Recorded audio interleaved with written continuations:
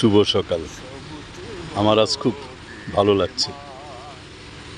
সকালবেলা আমার বাড়িতে এক মা এসে হাজির, তার ছেলের জন্য ঔষধ কিনবে। আমি তাকে একটি কম্বল এবং তার চাহিদা মতো কিছু টাকা তার হাতে তুলে দিতে পেরে আমার খুব ভালো লাগছে। তারপর আমার এখানে একটি ছোট্ট বাচ্চা সবসময় বিকেলবেলা আসে। 9 মাস বয়সে ওর মা ওকে ছেড়ে চলে গেছে। ওর বাবাও খুব একটা না, ওর দাদির সাথেই থাকে। শুনলাম 3-4 দিন ধরে সে আসে না, সে হাসপাতালে। তাই তাকে দেখতে গিয়েছিলাম হাসপাতালে। সে একটি মাদ্রাসায় লেখাপড়া করে। বাকিটা দেখুন।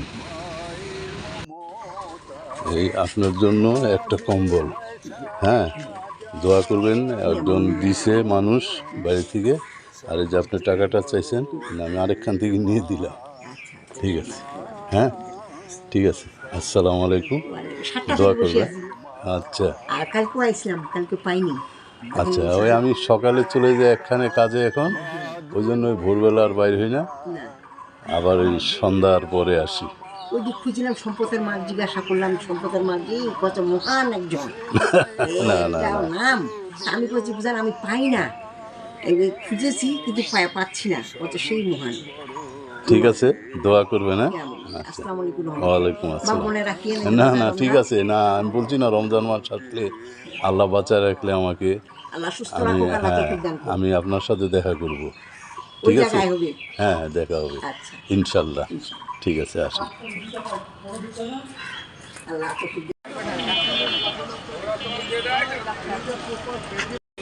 কিরে, তুই এখানে কেন? তো আমার কম্বল কই? যদিনে বললি যে আমাকে চকলেট দিলে কম্বল দিবি। 3 দিন ধরে না 4 দিন ধরে তোকে দেখি না। শোন শোন শোন, তুই কবে যাবি হাসপাতালে? কেন? হ্যাঁ, জ্বর কমে না? না, 2 দিন ধরে, আমি 3 দিন ধরে দেখি না। 4 দিন থেকে আছে। হ্যাঁ, তুই চকলেট খাবি? হ্যাঁ, এই নে, ওষুধ খাইতে পারবি না কিন্তু, এই 1000 টাকার চকলেট খাবি। হ্যাঁ, ঠিক আছে, ওষুধ খাইতে পারবি না, চকলেট খাবি বলে দিলাম। হ্যাঁ, ঠিক আছে, তোর দাদির হাতে দে। হ্যাঁ, ঠিক আছে। না, আমি কালকে ওদেরকে বললাম তোকে দেখি না কেন, তো বললো যে এরকম ব্যাপার, তো অসুস্থ হাসপাতালে।